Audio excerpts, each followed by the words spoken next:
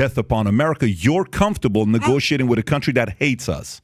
I'm sorry. Who do we negotiate? We only negotiate with countries that love us? Is that how negotiations work? Have you heard of the phrase diplomacy? But diplomacy, there is no negotiation with a country that actually agrees with you. But we negotiate with countries that disagree with us. I totally get that. But for the most part, the countries we negotiate with that disagree with us, they don't say death upon Americans. Patrick Bet David brought on a woke guest once again who's trying to promote his book, and he went on the PBD podcast and the Valuetainment YouTube channel to get absolutely demolished by Patrick Bet David. Once again, this video is talking about, him supporting a certain country in the Middle East that doesn't like us, that actually hates us, and Patrick Bet David calls him out on it. I believe this guy's name is Reza Aslan or Reza. I'm not sure how to pronounce it.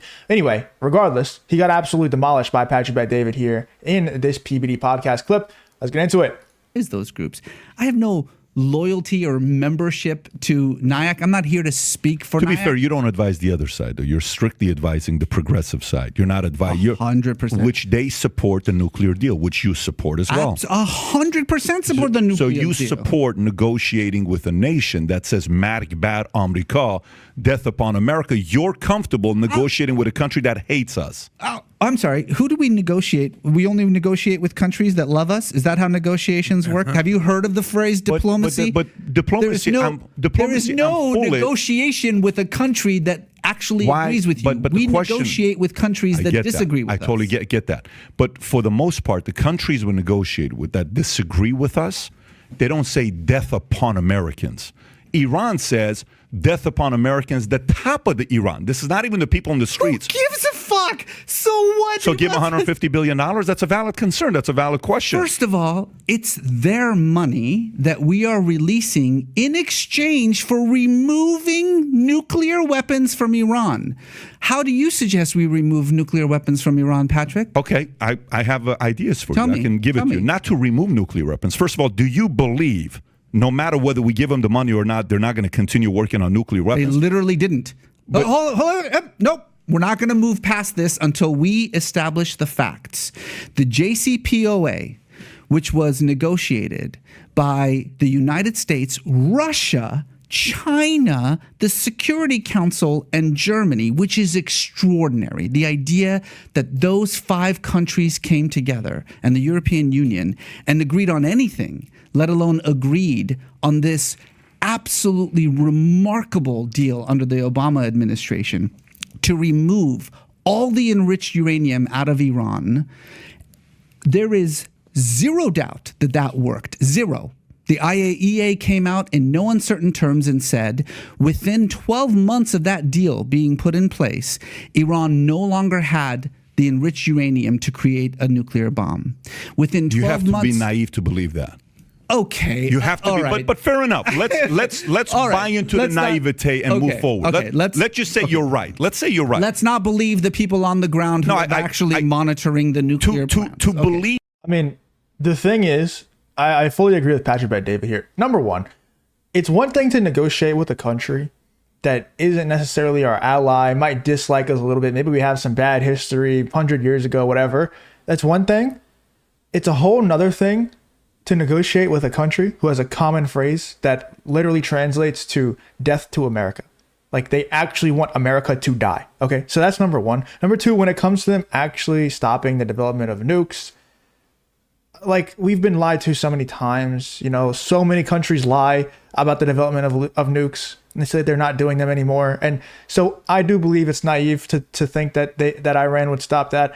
And it just, whenever you're so adamant that a country that says death to America is telling the truth about something like that, you just come off as a shill, in my opinion. You just come off as a liar, like, to be straight up honest with you. Somebody who's a shill, somebody who is a grifter, somebody who probably wrote a book that, he wants to just stand by the book, even though it doesn't really check out logically whenever you really think about it. And Patrick Bet David's about to put him to the test here.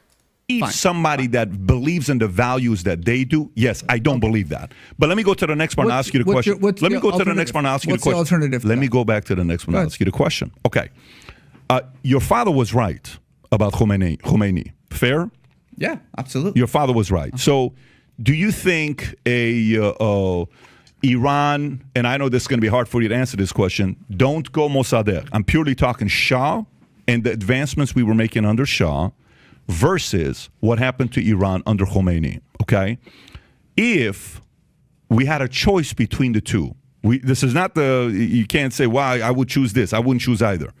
If you had a choice between how Iran was during Shah's era versus Khomeini, which would you choose? Neither. I knew you were going to say that, but you can't say neither. Fuck that. You cannot say neither. How do you mean neither? How can you say neither? Be honest. I'm being serious with you. You may literally have this idea about the Shah's age that is in your imagination. I do not have an idea about Shah's age. You don't remember the thousands of people that he slaughtered on the street, the tens of thousands of people who would disappear into education camps. We replaced one murderous regime with another murderous regime, and it's stupid to say which one would you prefer. It's naive for you to say what you just said. You said since you've left Iran in 79 till today, Adam asked you a question. When's the last time you visited? You said 2005, before I became famous. You didn't use the word famous, but before I became known in a marketplace. Okay, you haven't gone back since. Under Shah, you could go back. This is not about saying one did it right or one did it wrong. Is your question which is more beneficial to me or which is better for Iran? It's by the way, the Shah was more beneficial to the people. You're saying Khomeini is more beneficial to the people. Fuck no, that's not what I said. So the question I'm asking is, literally said what is more beneficial? You can't say neither, though. You are telling me which murderous regime would you prefer? The murderous regime of the Shah or the murderous regime of the Ayatollah? You cannot be that naive, though. You cannot be that naive. Listen, if you take it from that route, if you enjoy content like this, to make sure you leave a like and subscribe to the channel. It really does help me out a ton. Let's get back to the video. Reza Shah Pahlavi, okay, and Iran, where they were, which, by the way, for me, an imperialist model. Are you a Pahlavist? I'm not an imperialist. My model would be more what we have in America. What I'm asking you, a simple question you can't answer. During Khomeini, millions of people died from other countries. Other innocent people died because of Khomeini's policies and his regime. This is not Reza Pahlavi's other people died because of his regime. You can't give that argument. Okay. For you to say that I'm going to choose both the same. If what you want to do is a fun intellectual exercise in which you are saying, gun to my head, I can only pick the murderous regime of the Shah or the murderous regime of the Ayatollahs. It's too different. Which one would you want? You cannot say I would say the murderous regime of the Shah. Okay, so then... Because you got a gun to my head. Not because I got a gun to your head. Because logically, it makes sense to say right after Khomeini, you're probably not leaving Iran if Shah was still in Iran. Or not being in Iran, you probably would, and I would probably, and I'd be probably miserable. I wouldn't have rights. I don't think so. I disagree. You would have chosen to leave to another country. You would have chosen to come to. I think you've got a nostalgia for the days of the Shah. I don't have a nostalgia. Me a lot of like Make America Great Again. But this to me takes you back to why Nayak gets the criticism that it does. Because for you, you're saying give $150 billion to those guys, to Iran. It's their money. No, it's their money anyway. But you're saying it's their money anyways. No, you're putting words in my mouth. Begu. We have two options with Iran's nuclear program. Yeah. Two options and nothing else. Two options, period. We have a third option. What's the third option? I'll give you the third option. Option one, we blow the shit out of it. Okay. Option two, we use negotiation and diplomacy. What's your third option? Very simple. It's very simple what you do with option three. Option three is the same exact thing that happened in different nations. Iran is going through a potential revolution today. Well, hold on. I want to make it clear. Please. I am talking about 2012. I am not talking about 2022. I have never said we should renegotiate the nuclear program now. You're asking me, did I support the JCPOA versus today? Today, there's no country to negotiate. Let me tell you. But let me make sure. I'm glad you clarified Twitter that. loses its fucking mind. I'm glad you clarified that. I am not saying fair. that You're going back 10 years. Fair. Now. So then, was it right in 2012? 100%. Let me make my point. Let me make my point on what I'm thinking. And yeah, this guy's no doubt flustered, man. Like, I don't understand these people that go on these shows. Like, I respect it that you're going on a show that you disagree with on an issue like this. But why do you go on shows to promote your book and then you get flustered like this when somebody pushes back on stuff that you stand for? I don't get it. Just don't go on the show, man. It makes you look bad. Like, in my opinion, this guy looks really bad. He's obviously very flustered. He keeps changing the timeline and what he's talking about. And he keeps like trying to cut Patrick Bet-David off from even talking and arguing his points. Like, I don't know. It's very obvious this guy is very flustered, in my opinion. Let me know in the comments if you agree or disagree. But he seems like he's just like switching timelines. He's cutting PBD off, won't let him finish a point. And it just looks bad on him. And I want to hear your rebuttal on this and your argument on this. For me, it's the following. Have you heard of John Perkins, the economic hitman guy, the author? He's a hardcore progressive. Very, very interesting guy. I had him on 2 times. I really like talking to that guy. And it's very interesting, his arguments, what they did, to cause nations to go down. Do you think the current model and the government today in Iran is good for its people and good for the world? Fuck no. Okay, fair. We're on the same page.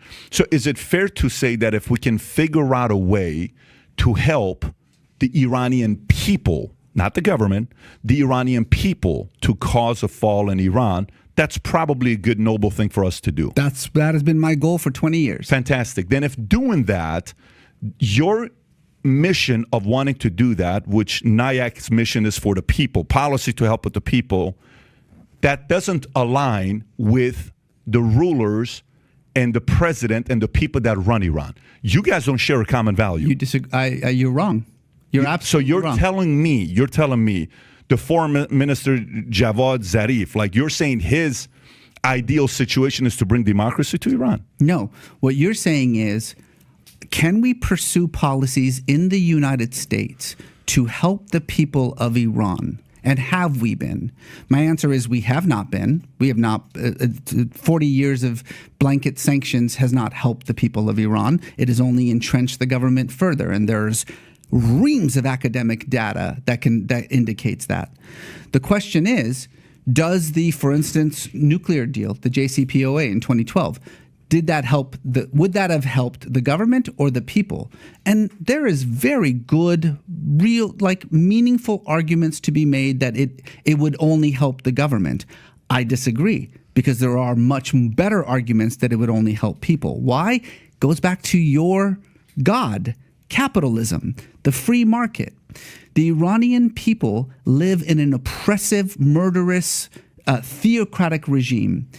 And as a part of American policy, we have decided that we're going to blanket sanction everyone in the hopes that eventually they'll rise up and take down their government. No. 4 decades. 4 decades we've been doing that.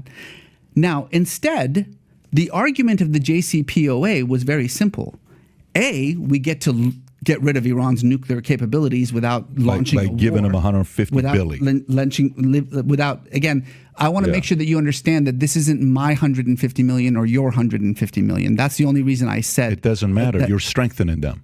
What you are doing. You're strengthening their government. It's not about the money that you give them. It doesn't get to the people. Liberalization. You cannot be that naive to think the money goes to the people. I'm not talking about the money going to the people. What I am talking about is the policies that arise from the JCPOA, which requires the liberalization of Iran's economy. What the Iranian people need. It's not going to happen. What the Iranian people need in order to actually succeed in bringing down their government is access to the free market, is access to the rest of the world. By giving money to the government? You are conflating 2 different things. I'm not. Listen to me. He's not. This guy is lost, man. This guy is completely lost. PBD is correct. This guy is arguing for giving a ton of money, like PBD said earlier in this clip, a ton of money to a country that a catchphrase for the country is death to America. Translates literally to death to America. I don't know. Let me know in the comments. I think this guy is insane. I don't think he's this stupid. I think he's a grifter. I think he probably writes books and he probably talks about stuff like this in his books. He has a certain stance that a lot of people probably agree with. So he doesn't want to get off of that stance, even though he's completely incorrect here and losing to Patrick Bet-David in this debate. Let me know in the comments. What do you think? What do you think is right? Who do you think is correct here in this debate? Who do you think won? Patrick Bet-David or this woke idiot, Reza Aslan, I believe is how you pronounce his name. Let me know in the comments what you think about this clip here from the PBD podcast and the Valuetainment YouTube channel.